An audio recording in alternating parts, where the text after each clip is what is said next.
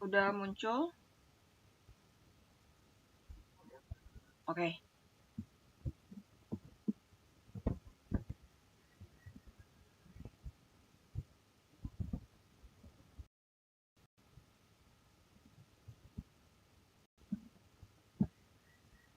Munculnya kecil.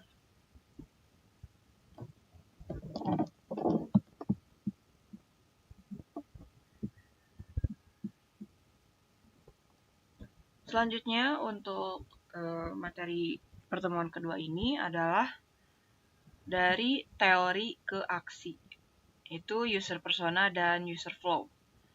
Bagaimana merancang untuk orang yang tepat dengan jalan yang tepat.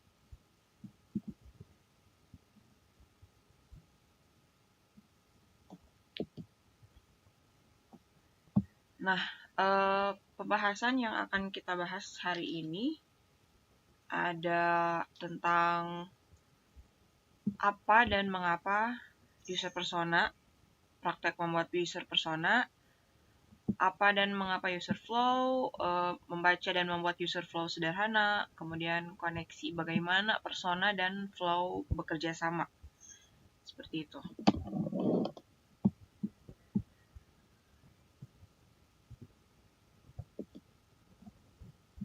Apa itu user persona? Definisinya, user persona adalah profil fiksi yang merepresentasikan pengguna utama produk kita gitu.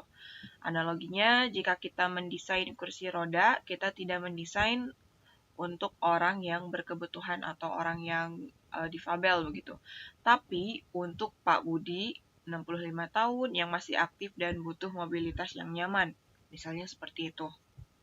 Tujuannya adalah membuat kita tidak mendesain untuk diri sendiri, tetapi untuk seseorang yang spesifik. Jadi untuk user yang spesifik kebutuhannya apa, kayak gitu. Mengapa persona penting? Fokusnya adalah menjembatani antara tim desainer, developer, dan marketer dengan satu pemahaman yang sama tentang untuk siapa kita membuat ini. Mencegah desain berdasarkan asumsi daripada nebak-nebak, kita punya data dan empati. Misalnya, oke, untuk si orang ini, tapi kita nggak tahu nih detailnya kayak gimana gitu, kebutuhannya apa, terus untuk kalangan umurnya berapa gitu. Soalnya kan orang-orang yang menggunakannya ini ada berbeda-beda ya, seperti tadi gitu. Misalnya Pak Budi yang 65 tahun bisa aja kebutuhannya beda sama yang anak-anak muda kayak kita gitu. Dari situ kita bisa tahu detailnya itu produknya yang seperti apa yang dibutuhkan. Memandu keputusan desain. Apakah fitur X ini penting untuk persona A? Nah, misalnya kayak gitu. Misalnya fitur scanner gitu di sebuah aplikasi atau website yang dibutuhkan. Itu apakah penting untuk orang ini atau yang biasa penting untuk orang lain? Kayak gitu. Meningkatkan efisiensi. Semua orang dalam tim punya acuan yang sama. Jadi orang-orang nggak bingung nih. Oh, kita harus desainnya kayak gimana? Kayak gini. Kayak enggak, kita kayak gini gitu. Semuanya beda-beda kan kalau nggak ada tujuannya gitu. Tapi kalau sudah ada tujuannya yang tepat, usernya yang tepat, ya akan menghemat waktu juga gitu kan, menghemat segala macam yang bisa membuat perdebatan kecil mengenai fitur ataupun tampilan yang ada. Komponen user persona. Yang pertama ada ya foto, nama, misal contohnya kayak gini. Ada Delvin, seorang marketing manager. Ini untuk layout ataupun isiannya itu ya sesuai si orangnya gitu ya. Untuk bentuknya juga bebas. Tapi untuk komponen pentingnya itu ya seperti ini.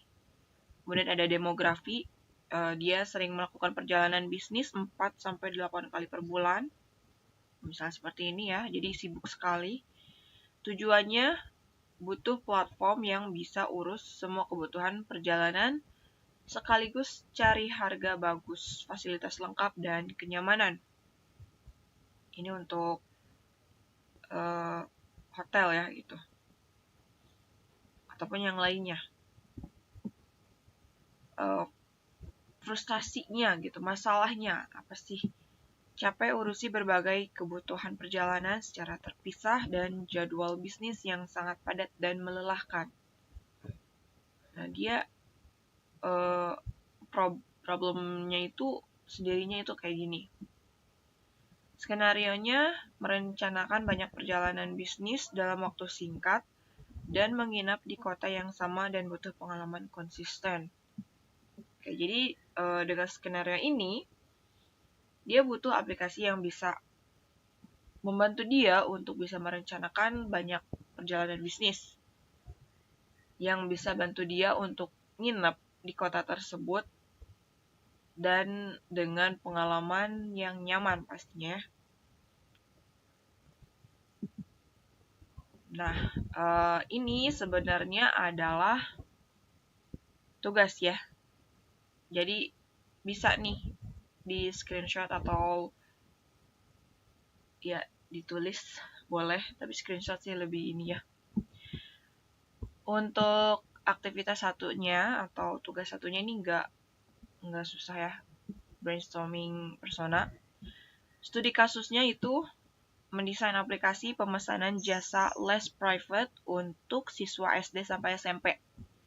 Kayak instruksinya misal mau kelompok atau individu ya, bisa isi komponen persona di atas gitu ya. Jadi komponen persona si ini tentang si siswa SD sampai SMP ini gitu. Komponennya ada nama dan pekerjaan, tujuan, frustasinya gitu. Nah, kayak gini ya, dibuat kayak gini. 5 hal ini. Kemudian nanti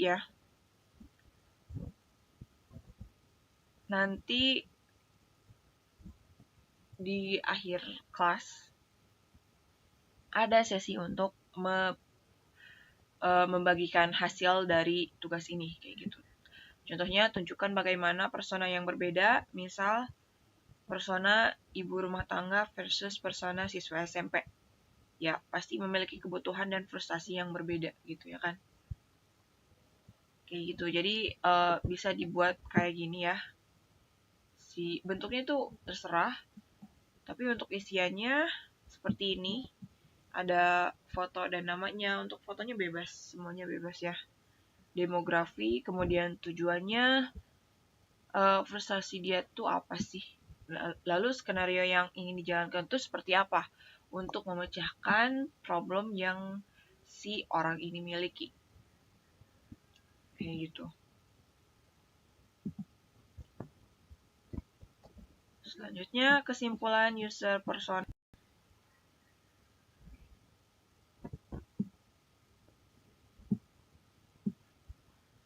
Persona adalah fondasi. Persona yang baik berdasarkan riset, wawancara ataupun survei, dan bukan hanya imajinasi. Kayak gitu. Jadi ya jangan hanya mengada-ngada gitu. Misalnya kita lihat si orang ini gitu. Terus kayaknya dia butuh ini, dia prestasinya kayaknya gini gitu. Tanpa kita tahu sebenarnya dia tuh kerjaannya apa gitu kan, umurnya yang benernya berapa, terus prestasinya apa, kayak gitu.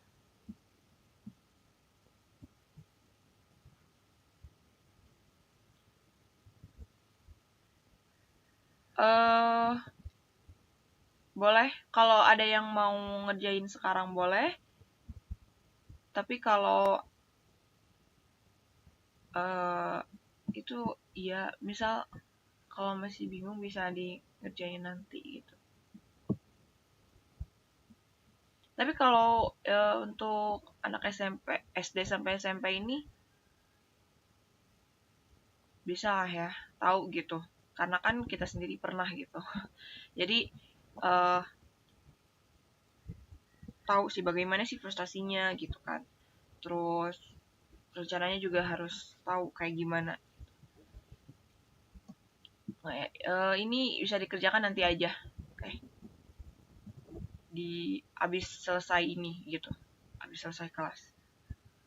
Untuk pengumpulan tugasnya ini dalam bentuk PDF ya, gitu. Terserah mau PDF atau PNG juga boleh, JPG juga boleh ya, gambar atau mau bentuk PDF juga boleh. Nanti ada form untuk submit ininya, tugasnya kayak gitu. Oke, kita lanjutkan saja dulu. Kemudian ya, masih kesimpulan dari persona. Sekarang tahu bagaimana, tahu siapa yang akan kita desain gitu. Untuk siapa kita mendesain ya. Selanjutnya bagaimana kita membantu mereka mencapai tujuan. Nah, kan kita udah tahu nih, si orang ini ya, dari user persona kita ini tahu si orang ini tuh detailnya gitu kan, dari umurnya gitu, kemudian pekerjaannya, dari permasalahannya, kebiasaannya, lalu dari ada tambahan ya, kalau ingin lebih detail gitu agar lebih tahu banget kebutuhan si orang ini tuh apa sih gitu, ada goal sama motivationnya kayak gitu. Ini dari sini kita tahu produk digital apa yang akan kita buat untuk si user ini. Seperti itu ya, jadi tidak asal, tidak ya, tidak berimajinasi. Untuk isiannya itu yang inti itu ada 5 ya, tapi bisa juga ditambahkan goal atau tujuannya dan motivasinya juga gitu, motivasi dari si orang tersebut bisa juga ditambahkan ya. Selanjutnya ada user flow. Definisinya, user flow adalah diagram yang menggambarkan langkah-langkah yang dilakukan pengguna untuk menyelesaikan suatu tugas dalam sebuah produk. Ya, jadi susunan langkah. Fokusnya pada jalan apa yang mereka tempuh. Jadi ada step-stepnya gitu. Dari atas sampai bawah itu jelas. Analoginya adalah ya peta atau flowchart untuk mencapai suatu tujuan. Misal, alur dari masuk restoran sampai bayar bill. Tujuannya memastikan perjalanan pengguna logis, efisien, dan bebas hambatan. Seperti itu, jadi nggak bingung nih, setelah step ini, setelah langkah ini, selanjutnya apa? Gitu. Komponen dan simbol user flow. Komponennya ada ellipse atau titik ya. Mulai dan selesai artinya ini. Dari sini, lalu ke kotak, sebuah tindakan atau layar screen, contohnya misal tab login atau home screen kayak gitu. Langsung maju ke sini, jadi sesuai panah ya. Nah, ini panah adalah arah alur. Kemudian ada belah ketupat, yaitu keputusan. Biasanya ya atau tidak. Contohnya password benar, ya.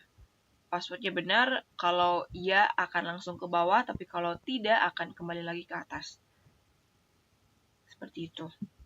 Ini contoh dari e-commerce checkout user flow.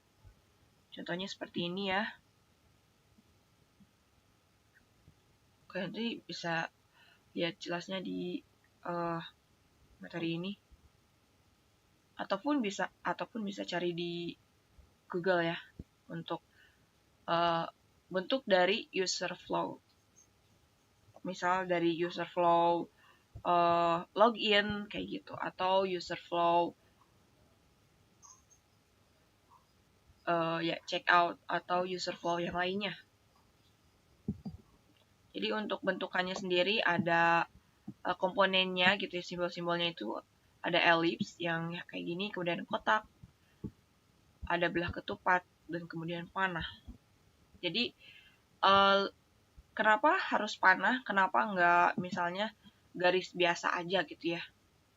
Karena ya agar jelas gitu kan, misalnya kalau seperti ini kalau misalnya ada dua pilihan kayak gini, garis biasa aja nih, nggak pakai panah gitu ya ujungnya, itu kan kita jadi nggak tahu ya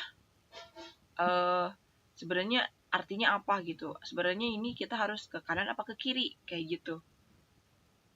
Jadi panah agar petunjuknya jelas.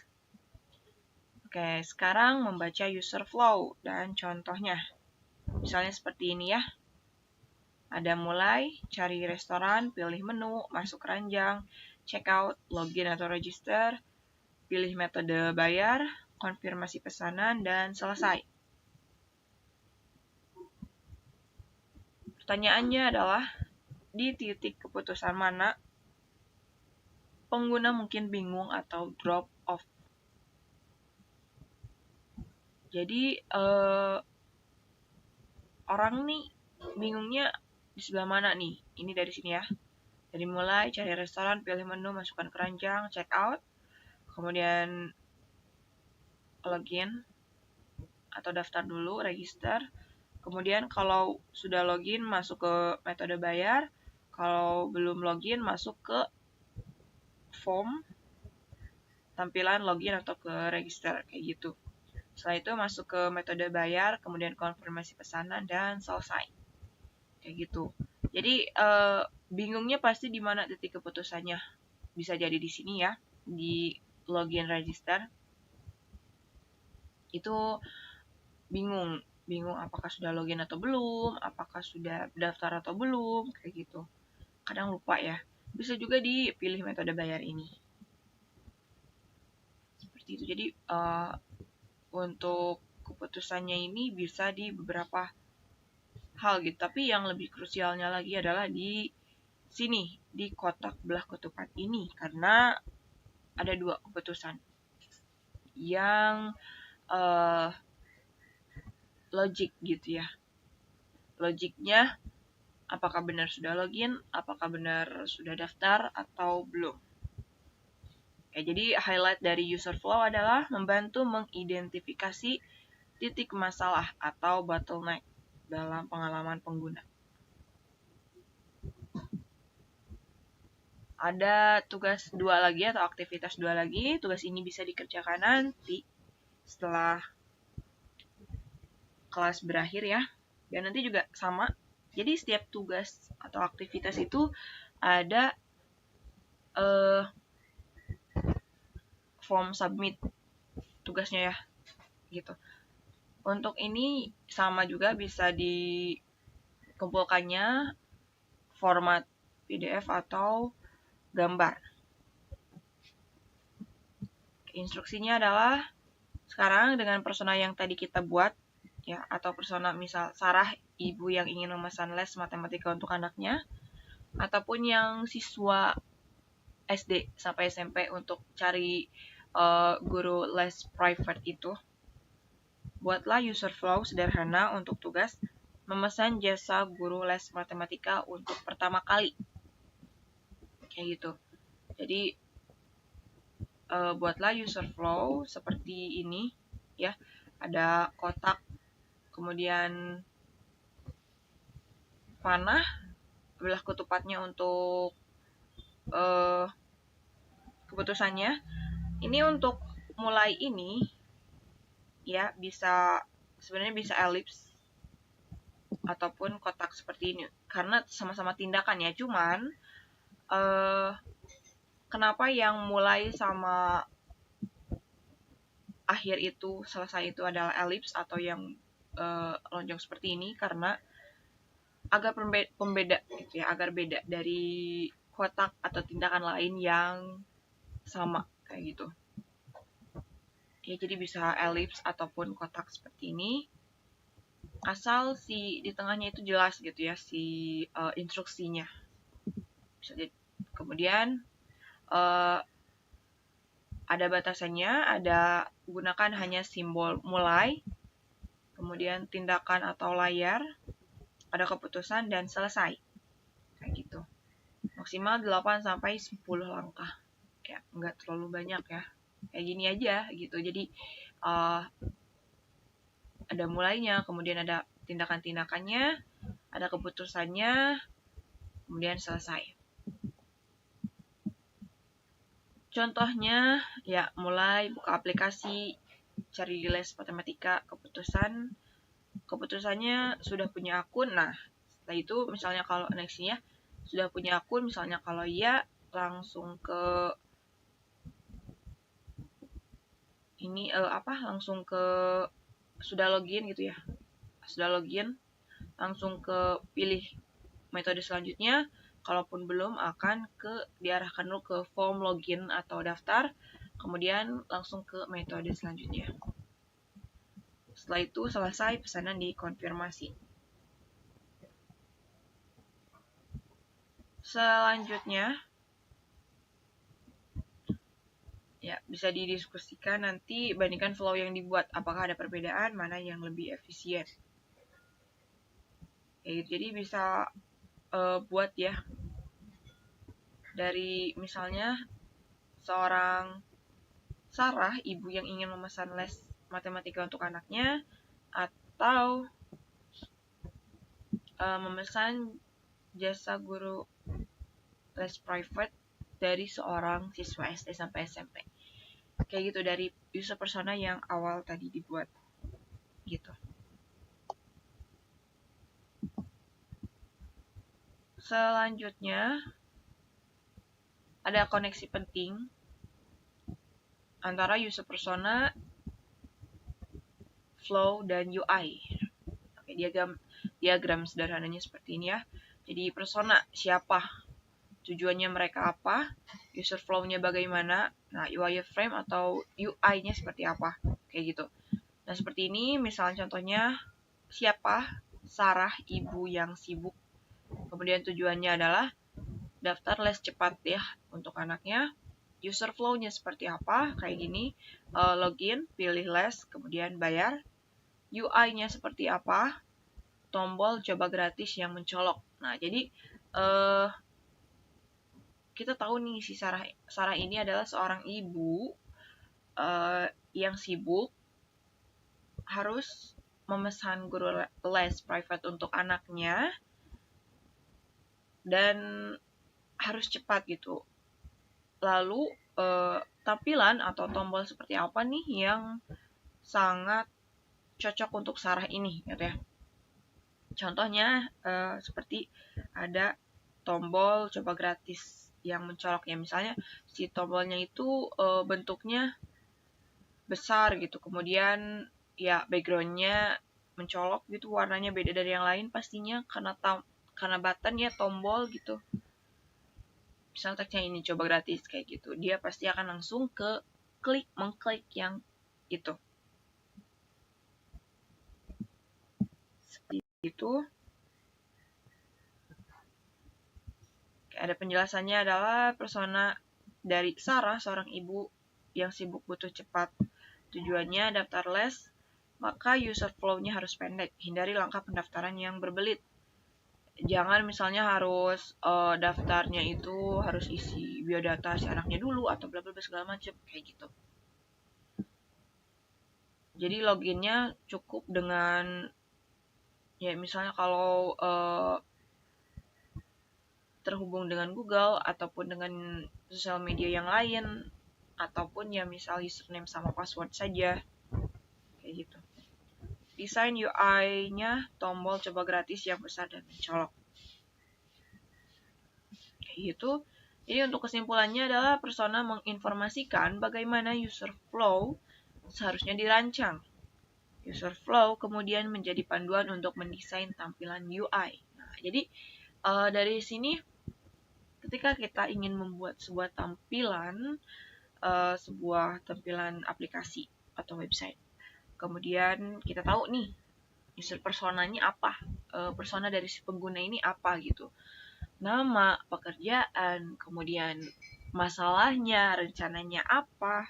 Dari situ kita membuat lagi user flow-nya atau diagramnya gitu ya. Jadi langkah-langkahnya gitu ya, seperti ini.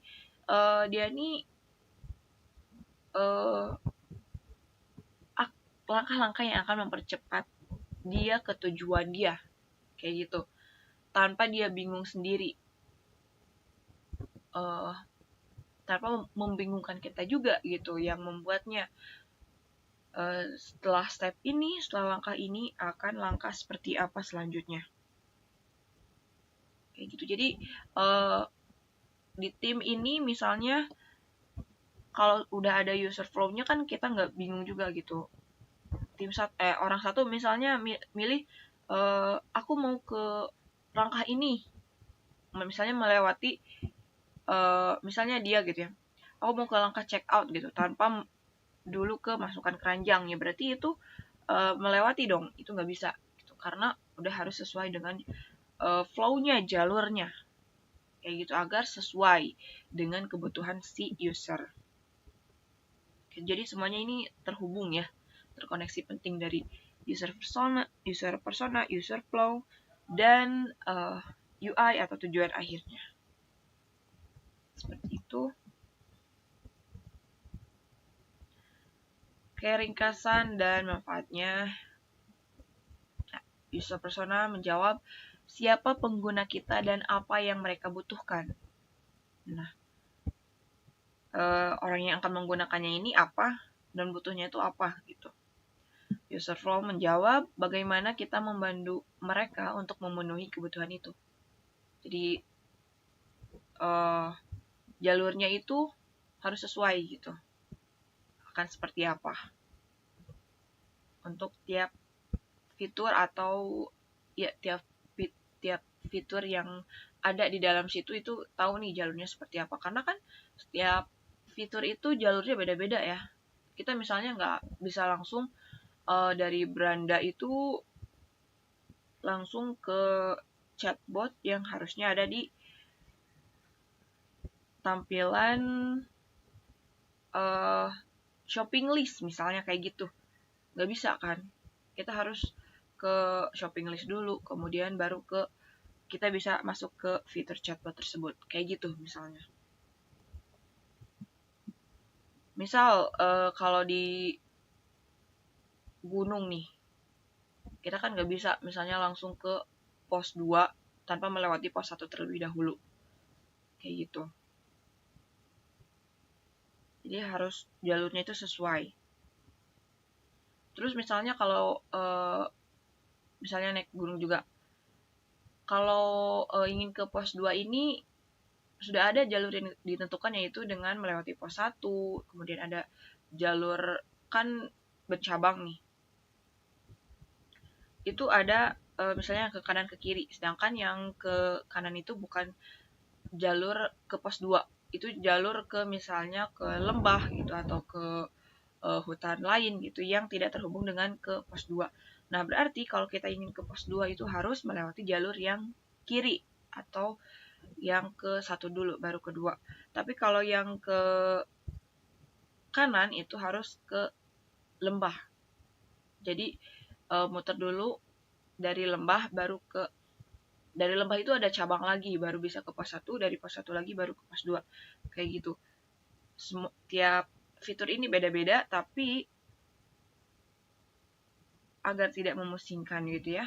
Jadinya ada user flow yang menghubungkan dengan sesuai jalurnya masing-masing. Kayak gitu, tidak bingung juga gitu. Harus ingin ke fitur ini berarti harus kemana dulu gitu, atau fitur ini tuh terhubungnya kemana aja lagi, seperti itu.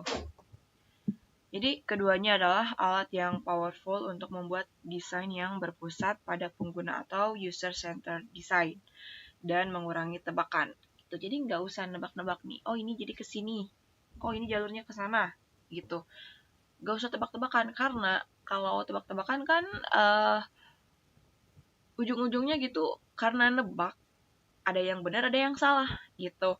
Kalau benar ya syukur, kalau salah gimana gitu kan. Jadi agar tidak menebak, agar tidak ada tebak-tebakan, jadinya si tujuannya ini benar gitu. Kalau di gunung ya agar efisiensi waktu, agar tidak tersesat juga gitu, agar tidak memusingkan orang lain juga. Tapi kalau di produk ini ya berarti agar waktu, biaya, dan juga tools yang digunakan semuanya itu agar sesuai dengan tujuan atau dari fungsi si aplikasi itu kita buat.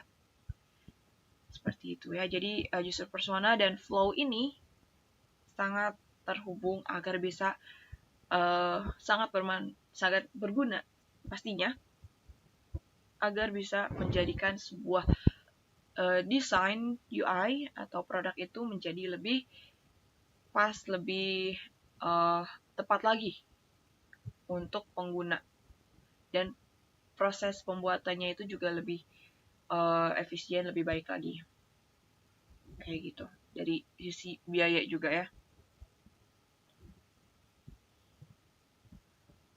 Jadi misalnya kalau sebuah tim kemudian ada project tanpa tahu personanya apa gitu kan, misal cuma tahu namanya aja gitu sama pekerjaannya, tanpa tahu jelasnya dia itu butuhnya apa gitu kan, kemudian permasalahannya apa, rencananya apa gitu. Dari situ kita cuma nebak nih, oh dia nih misalnya seorang mahasiswa gitu, misalnya mahasiswa, udah tahu itu aja gitu. Dari situ kan kita nggak tahu dia butuhnya apa, sebenarnya apa gitu. Sedangkan mahasiswa itu sendiri kan banyak dengan misalnya semesternya gitu, kemudian problemnya, dan problem personal itu kan beda-beda juga gitu. Nah dari situ kita bisa menentukan yang sebenarnya yang dibutuhkan orang ini apa. Jadi nggak banyak makan waktu juga gitu.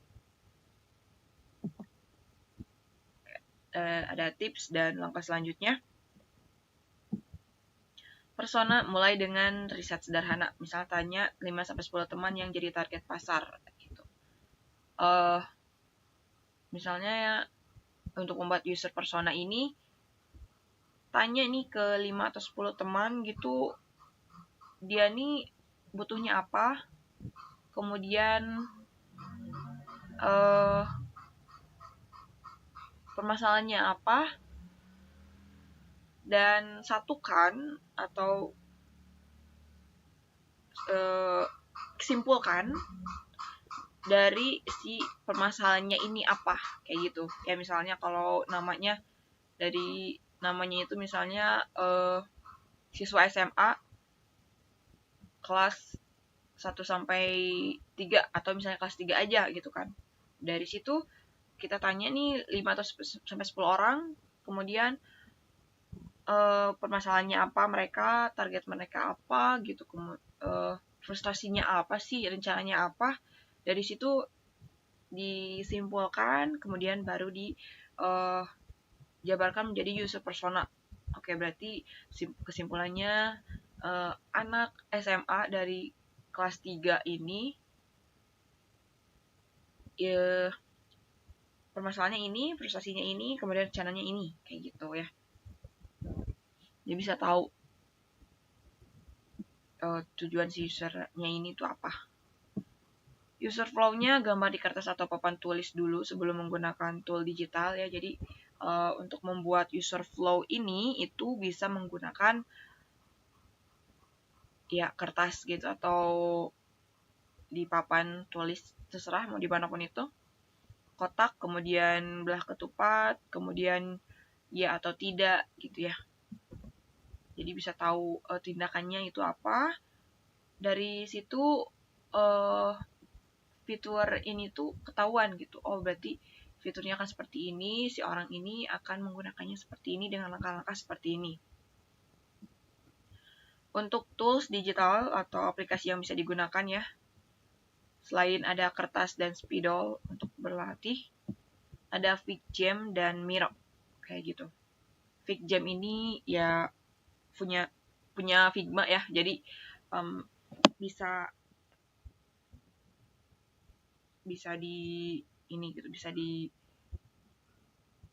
sekaligus terhubung dengan Figma kayak gitu.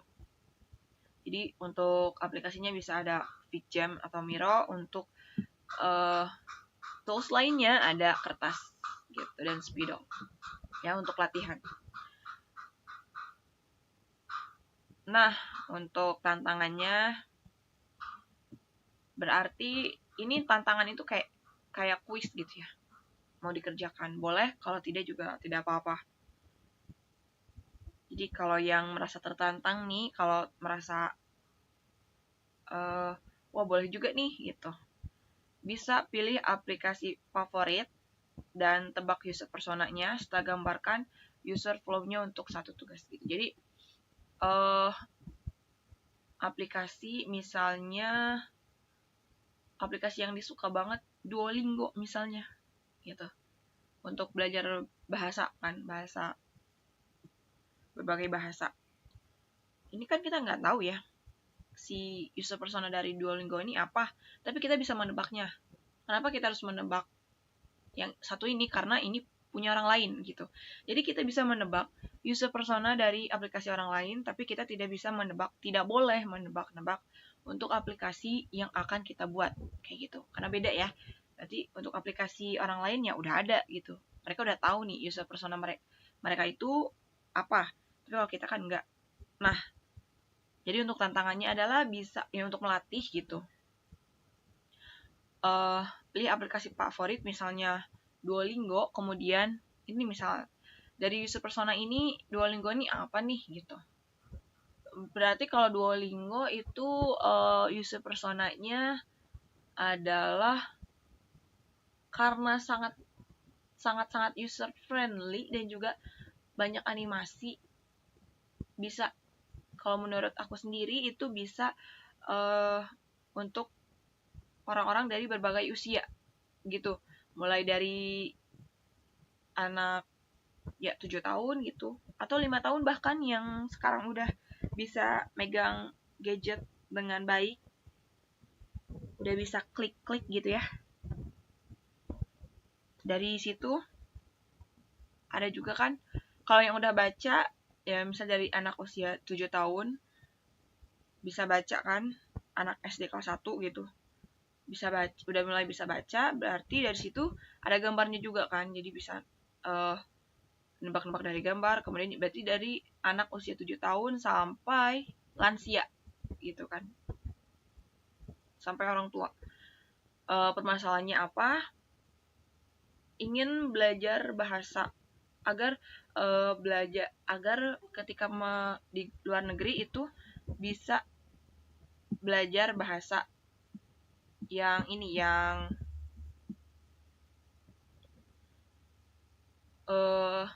bahasa yang digunakan di negeri tersebut kayak gitu. Permasalahannya kayak gitu. Kemudian untuk demografi atau itu demografinya ya. Oke, demografinya bisa berarti kalau dari semua kalangan yaitu ingin belajar cepat gitu, ingin tanpa harus mengumpulkan materi-materi dari berbagai sumber untuk mempelajari satu bahasa gitu kan. Jadi kalau di Duolingo sendiri itu semua bahasa ada di situ, jadi tinggal klik mau pilih bahasa apa, semua materinya ada kan. Nah kayak gitu. Jadi demografinya adalah tanpa mengumpulkan berbagai macam materi dari berbagai sumber kayak gitu. Lalu gambarkan user flow-nya. User flow-nya ya seperti tadi gitu. Kemudian ada mulai, misalnya ada login register. Kalau iya berarti langsung masuk ke beranda, kalau belum berarti ke tampilan form login dulu atau register dulu, kemudian masuk ke beranda. Setelah itu baru bisa pilih materi atau stepnya gitu kan. Jadi bisa ada basic, ada intermediate, sama ada expert kayak gitu kan. Nah dari situ bisa ditentukan lagi untuk flow-nya. Oke, seperti itu untuk materi hari ini. Selanjutnya adalah Q&A. Silahkan jika ada yang ditanyakan bisa langsung ke ini ya, bisa langsung di chat atau langsung open mic aja kayak gitu. Silahkan. Untuk seperti biasa ya, recording dan materi akan nanti dibagikan di grup, di deskripsi grup ya, itu ada link-link yang bisa dibuka untuk ke recording sama materi. Itu bisa untuk recording bisa dilihat, ditonton. Kalau di materi itu bisa di-download ya, karena PDF. Silahkan jika ada yang ingin ditanyakan. Seperti itu ya.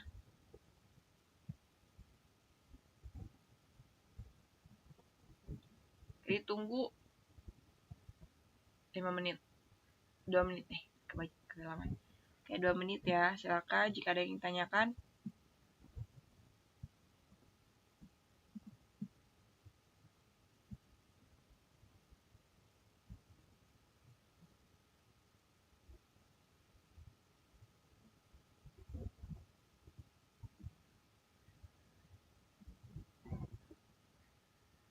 Oh tadi ya. Oke, silakan. Kenapa?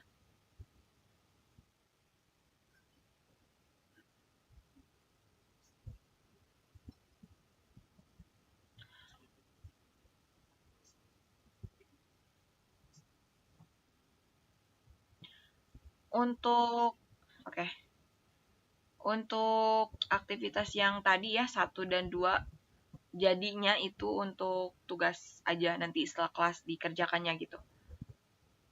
Kayak gitu. Jadi nggak terpatok seperti tulisan ada 5 menit kayak gitu ya. Nggak. Itu bisa dikerjakan nanti setelah kelas ataupun terserah kapanpun. Nanti ada ininya, ada form yang bisa diisi untuk submit tugasnya kayak gitu. Untuk batas pengerjaan tugasnya ya sampai pertemuan berikutnya gitu. Berarti untuk pertemuan 3 itu hari Selasa ya. Berarti tugasnya sampai hari Selasa gitu. Sebelum pertemuan 3 udah harus disubmit tugasnya kayak gitu. Untuk toolsnya sendiri, kalau misalnya pengen langsung ke tools digital boleh, misalnya di FigJam atau Miro atau di Figma juga boleh, silahkan. Mau di aplikasi manapun yang emang udah terbiasa atau pengen coba gitu. Tapi untuk misalnya kalau masih bingung ya berarti di FigJam gitu. Ataupun masih bingung lagi tools digital, ya di kertas aja gitu, kotak misalnya, ditulis aja langsung kotak, terus kemudian ya kayak gitulah. Jadi sama aja gitu ya untuk bentukannya, mau di digital ataupun di manual kayak gitu. Tugasnya berarti ada 3 atau 2. Untuk yang wajibnya itu ada 2, ada aktivitas 1 sama aktivitas 2 yang tadi. Untuk tantangan itu untuk siapa aja yang emang mau mengambil tantangan ini gitu. Namanya juga tantangan ya, jadi kayak kuis aja gitu. Mau dikerjakan boleh, berarti menjadi nilai tambah, kalau tidak juga tidak apa-apa. Seperti itu. Jadi tugasnya itu yang wajib 2, aktivitas 1 sama 2. Kalau yang tantangan itu opsional. Tapi kalau dikerjakan nilai tambah, kalau tidak ya tidak apa-apa. Untuk pengerjaannya juga sama ya, mau di tools digital ataupun yang manual. Selanjutnya ada pertanyaan lagi.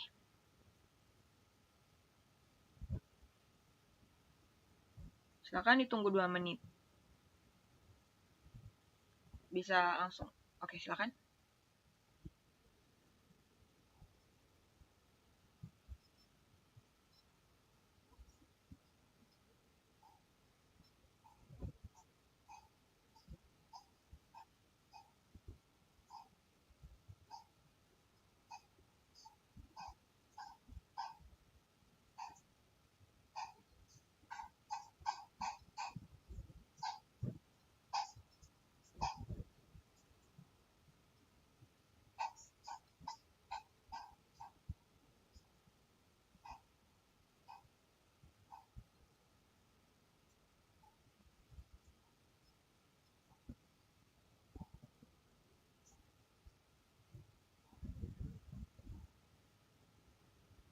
Kayak gitu ya, kata Kak Bujang. Silahkan, jika ada yang tanyakan lagi, boleh langsung open mic aja.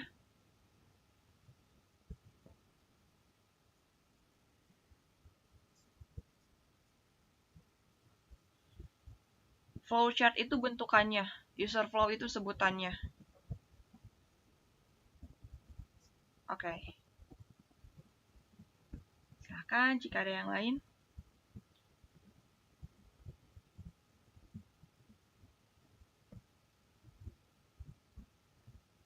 Tunggu 1 menit ya, karena sudah jam 11 juga.